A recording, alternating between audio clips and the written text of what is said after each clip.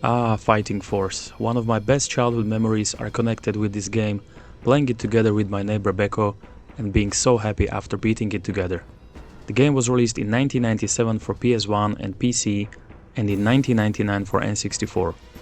It was published by Eidos and developed by Core Design. It sold well over 500,000 copies on PS1, so it did pretty well.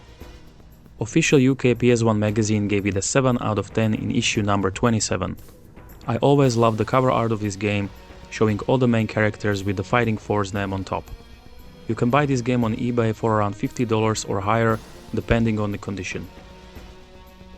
Fighting Force was originally envisioned by Core Design as the fourth installment in the Streets of Rage series, but ultimately Sega declined, so Core made it as a standalone beat-em-up game. We can say that it is something like a spiritual successor to the Streets of Rage games.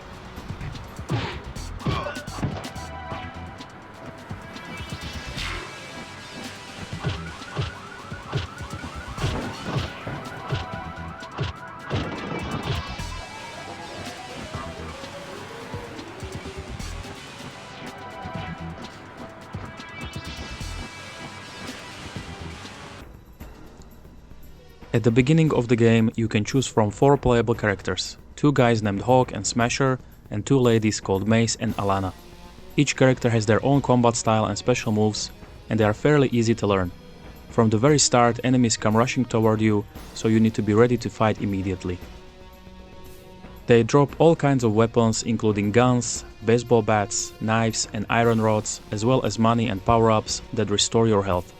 It's a nice touch that adds more variety to the gameplay, although picking items up can sometimes be frustrating, especially when enemies are standing nearby and keep punching you every time you try to grab something from the ground. Weapons also have limited durability, so you cannot rely on them for an entire level. There are also plenty of boxes and other objects scattered around the stages that you can pick up and throw at nearby enemies. Every enemy has their own unique name and health bar, allowing you to see how much damage they have taken. I have to admit, some of the enemy names are pretty hilarious, like Smiler, Misery or Punk. What I have always loved about this game is the variety of its levels. You can start out on the streets, then move on to a skyscraper before returning to the streets again, where the game lets you choose your own path. You can select between the mall, park or Bronx stages, so each playthrough feels slightly different, which adds a nice amount of replay value. My personal favorite is the subway level, probably because I enjoyed fighting while trains rushed past in the background, as well as smashing the hell out of the vending machines to grab some free soda.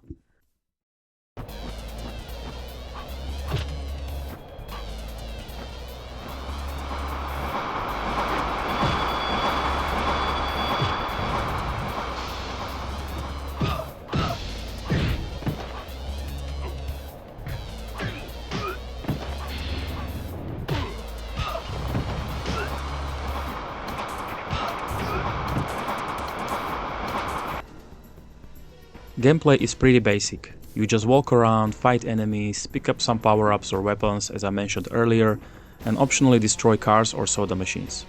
I have to admit that it gets a bit repetitive after a while, but I think that's quite common in the beat-em-up genre.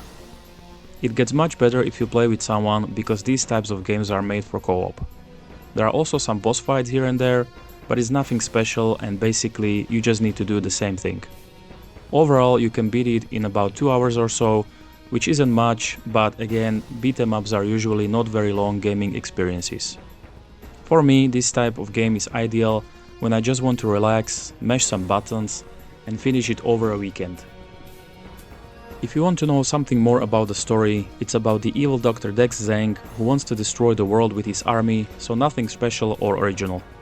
But you never play this type of games for story, so you don't have to worry about that too much.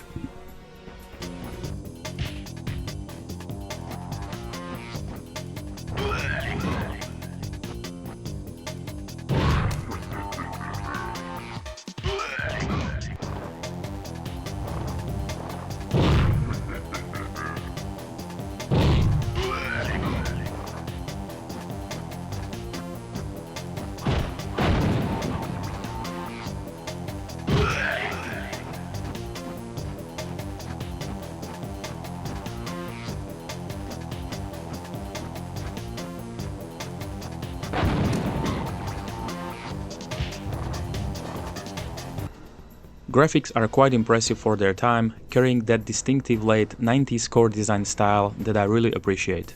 By modern standards, they do look blocky, especially the cars, but that's part of the charm of early 3D games.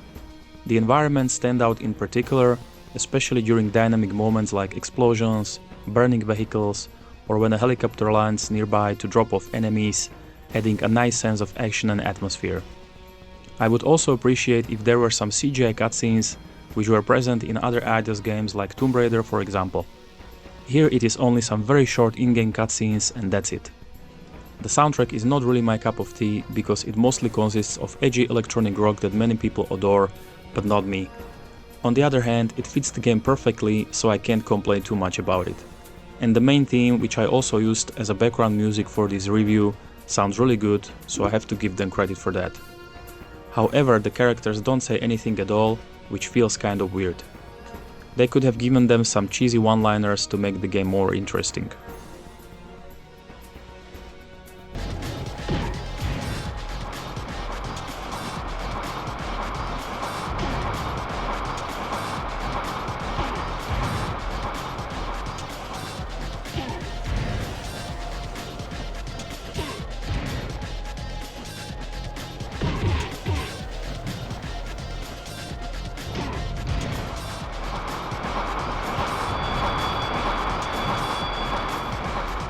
Overall, I will give Fighting Force a 7 out of 10. The nostalgia also plays a role here for me, but for a beat-em-up game it has a solid gameplay, nice graphics and a good replayability. I don't like the music so much and it could have been a bit longer. On my PS1 tier list I will put it ahead of Marvel Super Heroes, which is a fun fighting game, but Fighting Force is something I played as a kid and I have really good memories with it. That is all from me for today. Thank you all so much for watching. Be sure to subscribe to see more retro gaming content, and I will see you on the next one. And remember, do not underestimate the power of PlayStation.